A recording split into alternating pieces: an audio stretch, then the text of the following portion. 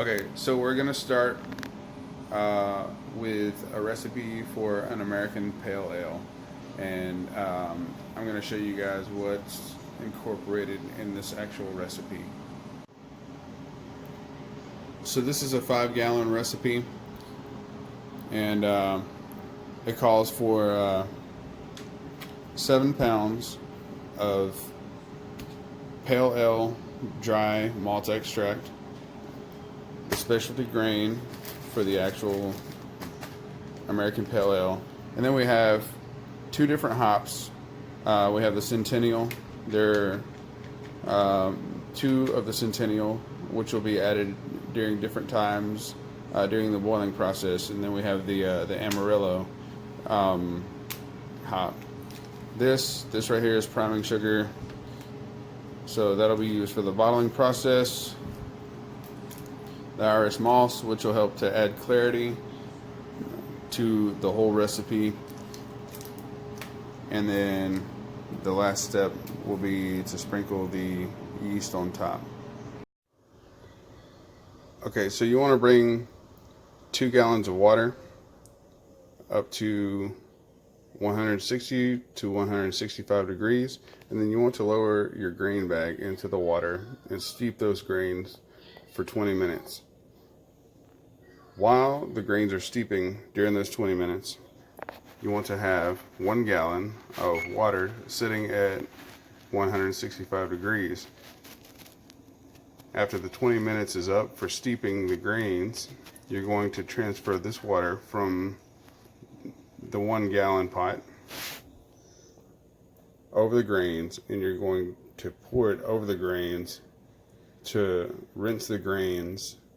And at this point, you've reached the stage called sparging.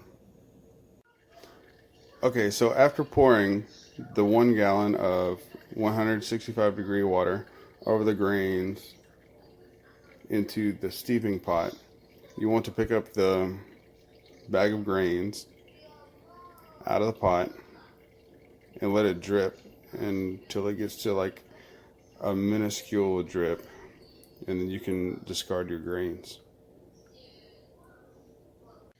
So after discarding the grain, we have what is now called wort. This wort is going to be heated to a rolling boil, and at that point it's going to be removed from the heat so that we can add our extracts. You're going to add the extracts gradually and stir it all in until it's all incorporated into the wort, at which point then you'll restart the boiling process. Now we're gradually adding in our malt extract and stirring as we pour until it's all incorporated.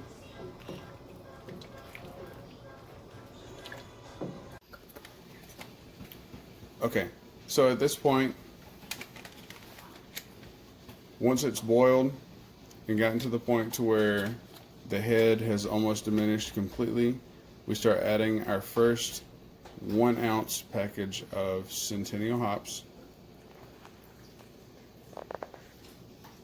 into the mixture. So we're going to sprinkle it all around and then let that boil for 45 minutes.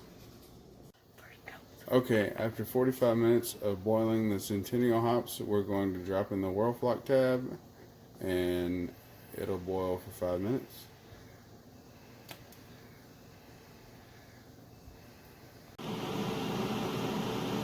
And next we're going to add our second bag of 1 ounce of Centennial hops, and then we're going to boil that for 10 minutes.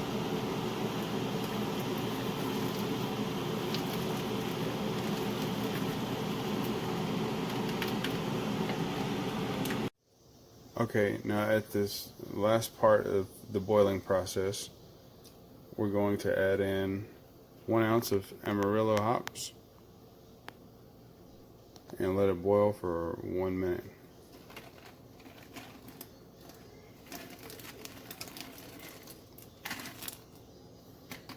Now after it boils for 1 minute, we're going to remove it from the heat and let it rest for 10 minutes.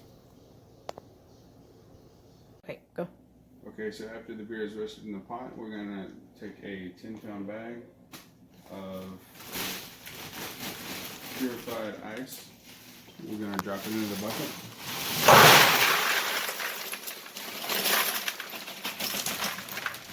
Okay, and at that point, we're going to take a 5-gallon straining bag, place it over the ice. Directly after this, we're going to take the rested wort and pour it over the ice. Now the ice is going to help bring the wort to room temperature quickly.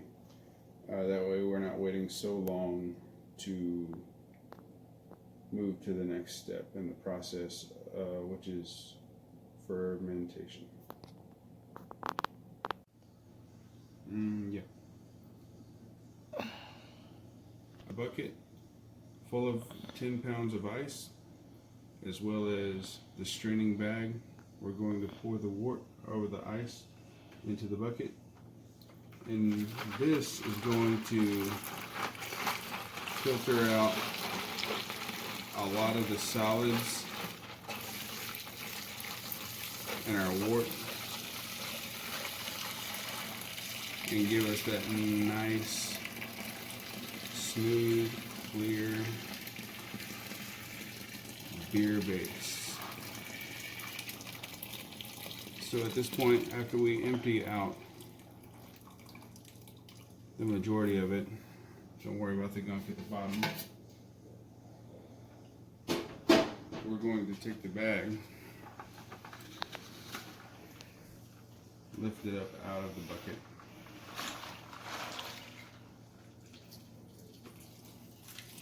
do you see all of the solids? We're going to drip all of the liquid out until it stops dripping, and then we're going to wait until the beer mixture gets to room temperature, and then we'll move to the next step.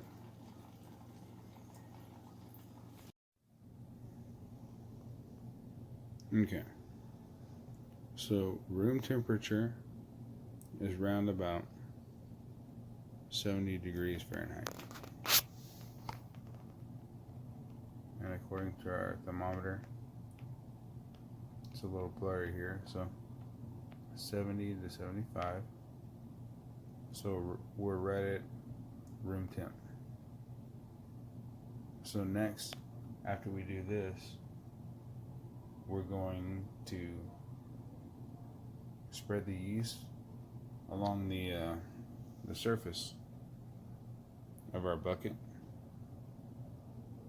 and cap it off and add an airlock, and that'll be our last step. Here's our final step.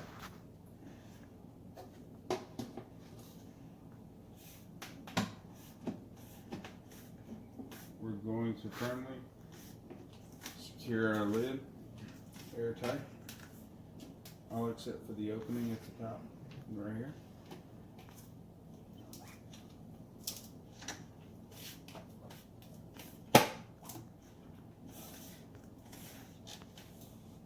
And then we have our airlock. It's a 3-piece. So we have the body of the airlock, the valve on the inside, and then our top here. There's an overflow line. Make sure that you don't overflow past that fill line. We're just going to place that right in here.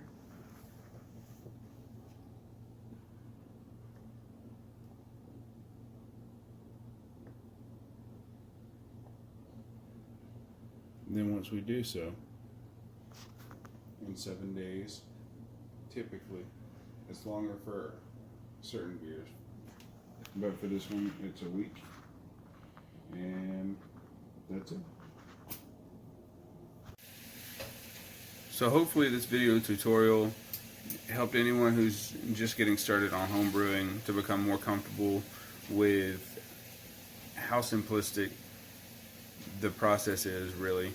The first time I tried it, I was afraid that I was going to mess something up. just as long as you sanitize everything before you get started, shouldn't be any issue. So yeah, I guess that's about it. Just like and subscribe if you so choose. Leave comments underneath and let me know what you think about the video. And happy brewing.